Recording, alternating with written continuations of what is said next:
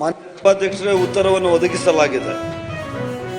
ಮಹಾತ್ಮ ಗಾಂಧಿ ನಗರ ವಿಕಾಸ ಯೋಜನೆ ಅಡಿಯಲ್ಲಿ 127 ಕೋಟಿ ರೂಪಾಯಿ ಈಗಾಗಲೇ ಕೊಟ್ಟಿದ್ದೀವಿ ಸಭಾಧ್ಯಕ್ಷ. ಮೊದಲೇ ಹೇಳಿದ್ನಲ್ಲ ಸಭಾಧ್ಯಕ್ಷ, 10 ಮಹಾನಗರ ಪಾಲಿಕೆಗಳಿಗೆ ಕೊಟ್ಟಾಗ ಇದಕ್ಕೂ 127 ಕೋಟಿ ಕೊಟ್ಟಿದ್ದೀವಿ ಸಭಾಧ್ಯಕ್ಷರೇ. ಇದಕ್ಕೆ ಒಟ್ಟಾರೆ ಇದು ಈಗಾಗಲೇ 49 ಕೋಟಿ 7 ಕಾಮಗಾರಿಗಳು ಕ್ರಿಯಾ ಯೋಜನೆ ಅನುಮೋದನೆ ಆಗಿರ್ತದೆ. ಅದಾದ ನಂತರ 17/2/2025 ನನ್ನ ಅಧ್ಯಕ್ಷತೆಯಲ್ಲಿ ನಡೆದಿದ್ದಕ್ಕೂ ಇನ್ನು ಉಳಿದಿದ್ದಕ್ಕೂ 78 ಕೋಟಿ ರೂಪಾಯಿಗಳಿಗೆ ಕ್ರಿಯಾ ಯೋಜನೆ ಅನುಮೋದನೆ ಮಾಡಿದ್ದೀವಿ ಸಭಾಧ್ಯಕ್ಷ. ಈಗಾಗಲೇ ಸರ್ಕಾರಕ್ಕೆ ಕಳಿಸಿದ್ದೀವಿ, DPR ಮಾಡಿದ್ದೀವಿ. ಇನ್ನೊಂದು 15-20 ದಿವಸದಲ್ಲಿ ಟೆಂಡರ್ ಕರೆದು ಕ್ಲೋಸ್ ಮಾಡ್ತೀವಿ. ಗೌರವ ಮಾಡ್ತೀವಿ, ಸರಿಯಾದಲ್ಲ ಇಮಿಡಿಯೇಟ್ ಮಾಡಿ. ಇಲ್ಲ ಇವತ್ತು ನೀವು ಇಶ್ಯೂ ಮಾಡಲೇಬೇಕು. ನೀವೇನು ಗೌರವ ಇಲ್ಲ ನೀವು ಸಭಾಪತಿಗೆ ಇದಕ್ಕೆ ಕಡೆ ಎಲ್ಲ ಇಟ್ಟಿದ್ರು. ಅದನ್ನೆಲ್ಲ ಕೂಡ ನಾವು ಈ ಸಹಕಾರಿ ಫೋಲ್ಡ್ ಅಲ್ಲಿ ತರ್ತಕ್ಕಂಥದ್ದು. ಹಿಂದೆ ಒಂದು ಆದೇಶ ಇದೆ 2002ರಲ್ಲಿ ನಿಮ್ಮಲ್ಲಿ, ಏಕೆಂದ್ರೆ ಸೌತ್ ಕೇಂದ್ರ ನಾರ್ತ್ ಕೇಂದ್ರ ಅಂತ ಹೇಳೋದು ದೇವರ ನಾಡು.